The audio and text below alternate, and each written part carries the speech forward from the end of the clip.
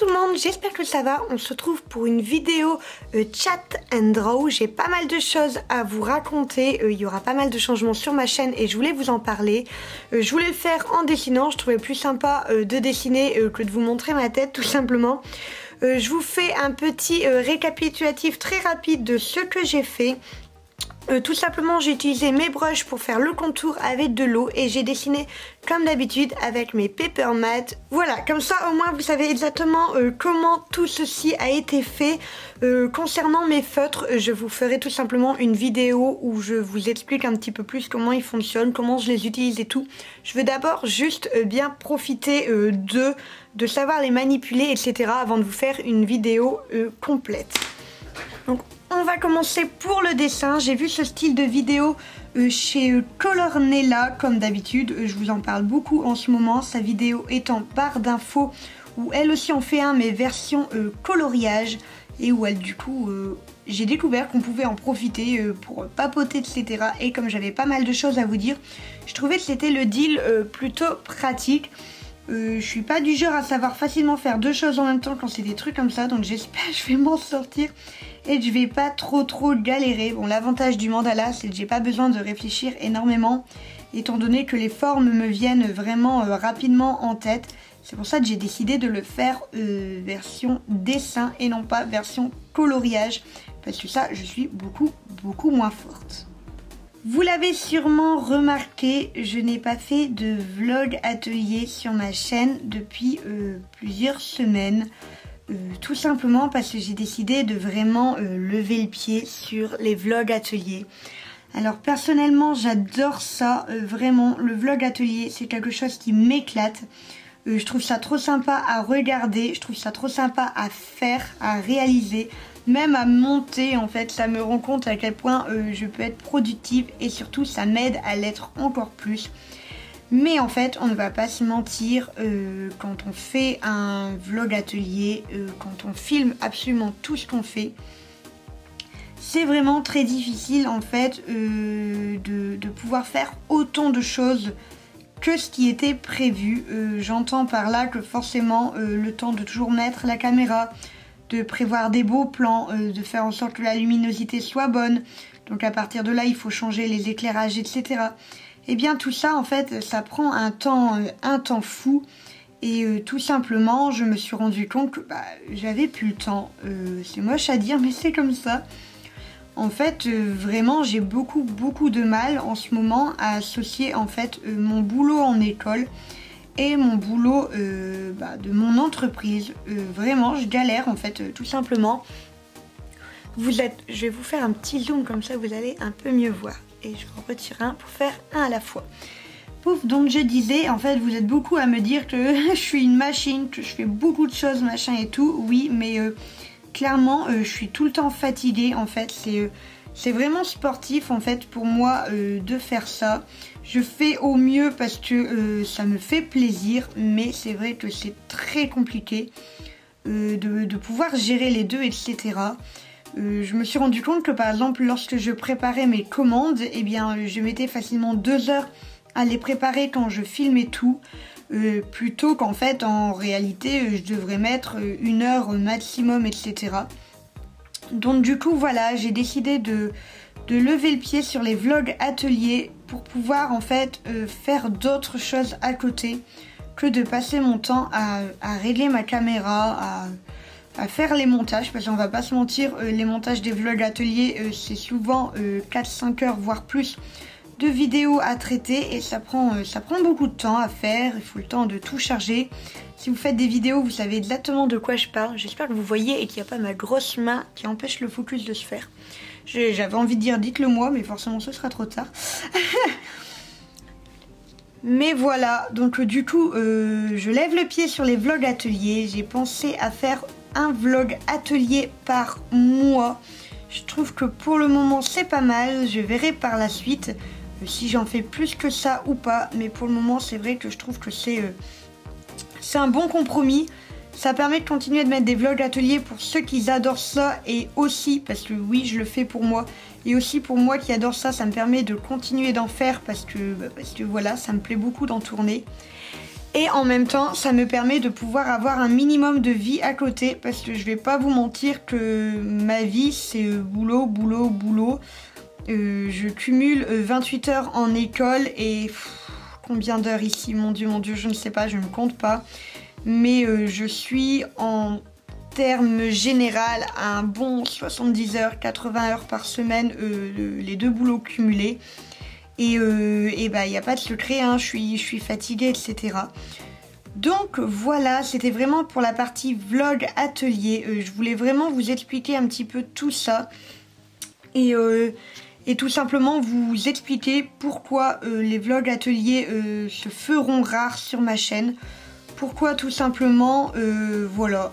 Je trouvais que c'était plutôt pratique de vous le dire dans ce genre de vidéo. Et je fais des bêtises, et voilà.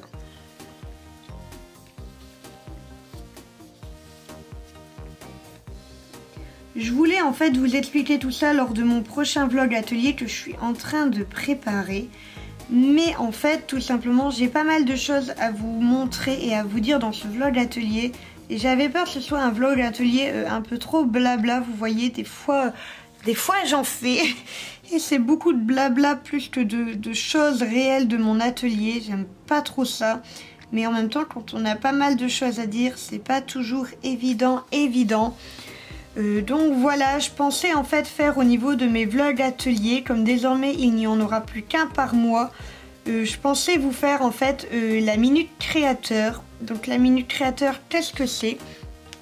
Comme je vous l'avais déjà expliqué dans une précédente vidéo, j'ai décidé cette année 2021, plus encore que l'année 2020, de tout simplement d'acheter dans des boutiques d'autres créateurs en fait, des illustrations, des marque-pages, des petites choses qui me plaisent, tout simplement pour pouvoir le mettre sur mon mur à côté de moi, mon mur tout bleu, pour pouvoir me faire une déco vraiment inspirante. Et en fait du coup j'ai pensé vraiment l'inclure dans mes vidéos et pas juste en faire des petites stories sur Instagram qui restent 24 heures, qui ne sont pas vues par tout le monde et qui tout simplement sont zappées après.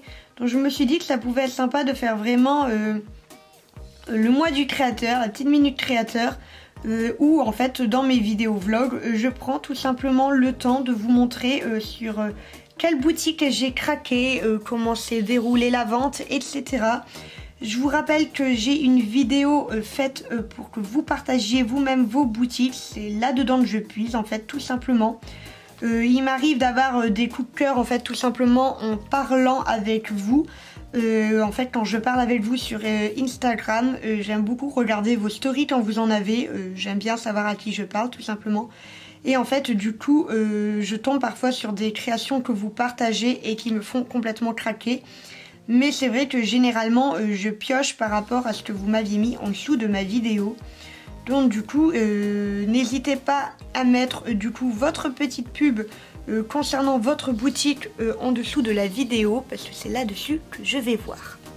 J'ai aussi énormément envie en ce moment de créer des choses nouvelles. Vous voyez, comme je le fais là, de moins faire de choses en quantité que je peux reproduire en fait tout simplement, mais de créer des éditions limitées. Ça me manque en fait tout simplement. J'adore dessiner à la tablette, ça changera pas, c'est quelque chose qui me plaît énormément. Et en plus de ça, je trouve ça très très pratique parce que du coup ça prend vraiment pas de place. On peut le faire n'importe où, il n'y a pas besoin d'un matériel fou à part sa tablette et son stylet. Tout est déjà dans la tablette et je trouve ça vraiment très très pratique. Mais j'avoue que ça me manque de ne pas créer ce genre de choses.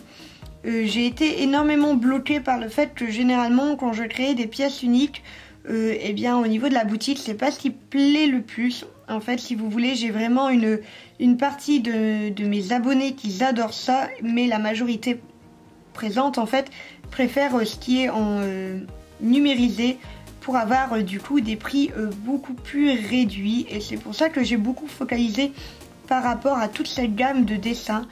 Mais j'ai envie de changer ça, garder des parties numérisées pour ceux qui le souhaitent, mais aussi faire des pièces uniques parce que moi c'est ça qui me transcende à la base. C'est vraiment pouvoir faire ce genre de dessin, etc. Là quand je fais ça vraiment, ça me fait un bien fou de reprendre tout ça. Et Et je veux vraiment continuer là-dessus en fait, je veux vraiment en profiter. Je vais passer à la seconde. J'aime beaucoup ce genre de duo. Pouf, on continue. Donc voilà, comme je vous l'avais montré dans mon haul, je vous le mets aussi tout là-haut. J'ai reçu vraiment énormément de surprises pour pouvoir recréer. Et j'ai vraiment envie de faire des nouvelles choses, des choses uniques. Notamment refaire des tote bags. Pareil que je dessinerai moi-même, mais faire des pièces uniques. J'ai très envie d'en refaire. Voilà, refaire aussi des chaussures quand les beaux temps reviendront, refaire des baskets. Ça c'est quelque chose qui vous avait énormément plu. En fait j'ai arrêté tout simplement parce que c'est quelque chose qui prend énormément de temps et j'avais plus le temps. En fait j'avais plus le temps de rien de toute façon. Mais ça me manque en fait de plus faire de custo bah voilà, sur des choses comme ça en fait. Pareil j'ai très envie de refaire des custos de meubles en fait. Mais voilà, je ne prends pas le temps de le faire et ça c'est vraiment quelque chose sur lequel je veux pallier. Je veux prendre plus le temps de faire les choses. J'ai envie de faire des toiles aussi avec des fonds très colorés. Vous l'avez vu en ce moment, je suis vraiment partie dans un mood où j'aime les choses très colorées, ce qui est très compliqué pour moi étant donné que j'ai toujours privilégié le noir et blanc, j'adore ça. Mais en fait, quand on voit le temps dehors, moi vous savez, je suis une éternelle frileuse. Quand on voit ce qui se passe en ce moment dans le monde, et bah, je pense que nos vies ont besoin de couleurs et la mienne en premier. Donc du coup, voilà, j'ai envie de faire des choses très pétillantes, très colorées. Vous êtes énormément sur Instagram à m'envoyer des messages en disant que vous adorez ce que je fais en ce moment, que vous adorez toutes les couleurs que je mets et ça me fait chaud au cœur. Et je me dis, au moins je suis pas toute seule à avoir besoin de lumière ces derniers temps, etc.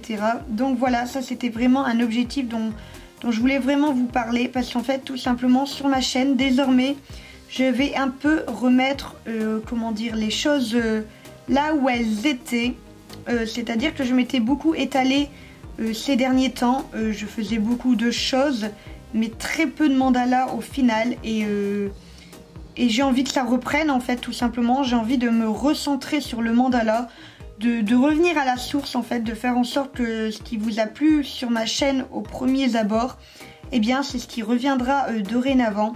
Donc je vais vraiment me concentrer en fait sur les vidéos mandala, je vais essayer d'être originale, je vais essayer de vous faire des tutos. Je sais que vous êtes plusieurs à mandaloter régulièrement, à aimer faire des nouvelles choses, etc. Donc du coup je me suis dit que ça pouvait être vraiment cool de vous proposer des nouveaux tutos mandala, un peu comme là je fais, etc. en vous montrant en fait comment le faire du coup en diptyque, avec les feutres, etc. avec du coup un fond aquarelle. Je sais que vous êtes plusieurs à recopier ce que je fais pour vous entraîner tout simplement et du coup je voudrais pouvoir donner un maximum de choses à faire en fait, tout simplement, un maximum d'idées, un maximum de dessins différents avec plein de couleurs, plein de teintes comme vous aimez. D'ailleurs n'hésitez pas à me dire en commentaire ce qui vous ferait plaisir comme genre de mandala, même si c'est sur tablette, ça reste du mandala, donc je suis preneuse, donc n'hésitez pas à me dire tout ça en commentaire, à me donner plein d'idées et je les ferai avec plaisir. Du coup je partagerai dans mes vidéos le petit commentaire de la personne qui m'a donné l'idée. Je pense que l'idée peut être sympa et voilà, mais le but c'est vraiment de faire un retour aux sources avec du coup du mandala. Ça ne veut pas dire que je ne ferai plus de coloriage mystère ou de coloriage ou du pixel art ou toutes ces choses là. Non, je vais continuer d'en faire, mais en fait tout simplement il y en aura moins. Je vais vraiment m'axer sur le mandala. Comme je l'ai dit, je vais continuer de faire différentes choses parce qu'en fait ma chaîne a toujours été ça. C'est une chaîne d'art avant d'être une chaîne de mandala. Et moi j'aime toucher à tout, j'aime faire différentes choses. En ce moment je me tourne de plus en plus vers tout ce qui est Zentangle et aussi beaucoup de dessins, notamment sur la tablette, des dessins très à base de fleurs, etc. parce que ça m'égaye, ça m'enjaille de faire ça en ce moment et tout. Donc voilà, je veux pas me cloîtrer non plus au mandala parce que tout simplement je pense que les styles et les goûts changent régulièrement. J'aime toujours autant le mandala, la preuve, je veux vraiment en faire beaucoup plus. Mais voilà, je veux faire aussi d'autres choses de temps en temps, mais vraiment axer un maximum au mandala pour retourner vraiment aux sources de ce que j'aime tout simplement. J'ai vraiment envie aussi de faire des vidéos diamond painting qui me plaisent énormément. J'adore en fait en faire, c'est quelque chose que j'aime vraiment énormément. Seulement j'en entame un seul à la fois parce que j'aime pas entamer 150 trucs. Et en fait celui que j'ai commencé il est gigantesque, c'est le cas de le dire. Je vous le mets tout là-haut, n'hésitez pas à aller le voir, vous verrez à quel point il est, mon dieu, immense. Et forcément je ne peux pas vous faire une vidéo où je vous le fais en version speed parce que j'ai envie de dire, je pense que comme je disais avec Ali, je pense que j'aurais fini au niveau de ma retraite vu la taille du bazar. Donc en fait c'est très compliqué de vous faire une vidéo en fait là-dessus tout simplement parce qu'en fait ce serait que des brides de diamond painting, donc je ne sais pas si ça vous plairait, dites-moi ça en commentaire. Si ça vous plaît que je fasse peut-être, pourquoi pas, des chat and diamond painting, je sais pas trop comment on peut appeler ça. Comme je vous en avais déjà parlé une fois en fait, et le faire avec, pourquoi pas, une FAQ que je lancerai. Je me dis que ça pourrait être sympa pour vous de voir l'évolution de ce diamond painting, tout en pouvant papoter un petit peu ensemble. Soit je le ferai en mode speed et je mettrai une voix off, ou voilà, je me disais que ça pouvait être cool comme genre d'idée, que ça pouvait être sympa si vous avez des questions.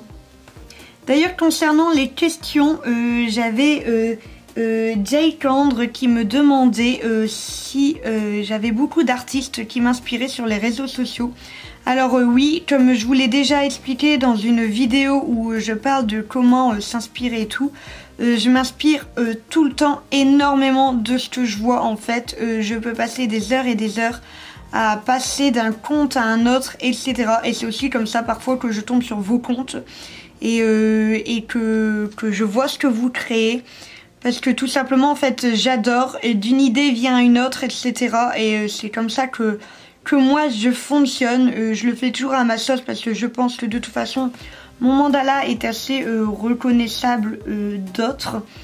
Mais voilà, là par exemple en ce moment pour tout ce qui est dessin très coloré, comme je vous ai parlé, comme je vous ai déjà montré en story, je suis une artiste qui s'appelle Cocon de Zoo et qui a un univers extrêmement coloré dans ses dessins, etc. Et j'adore ce qu'elle fait.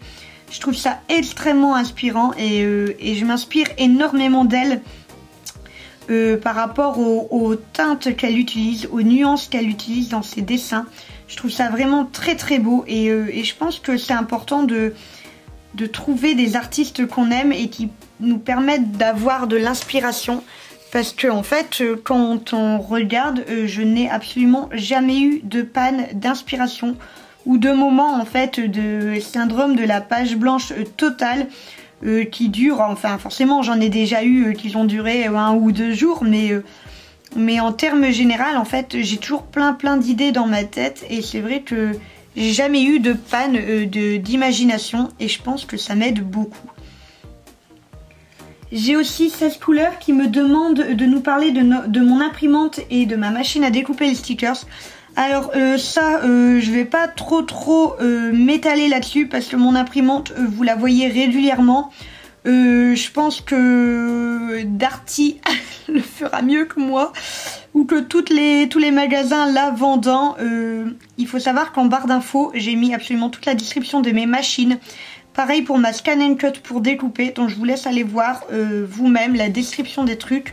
Je pense que ce sera déjà beaucoup plus précis que ce que moi je pourrais vous dire.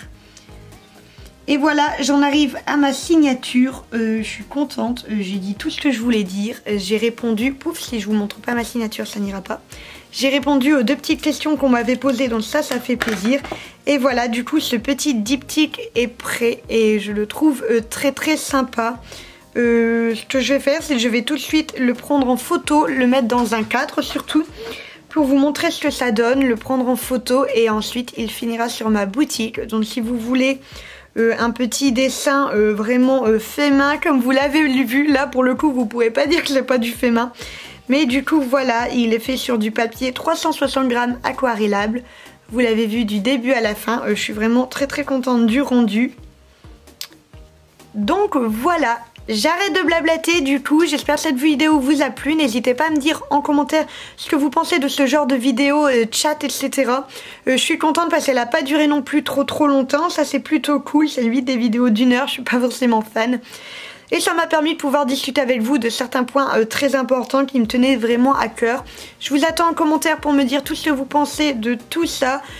Comme d'habitude, un petit pouce bleu, on s'abonne, on n'oublie pas de cliquer sur la cloche pour recevoir les notifications. Comme je vous l'ai dit, il y aura pas mal de nouveautés du coup en ce moment. Quant à moi, je vous fais des gros bisous et je vous dis à la prochaine.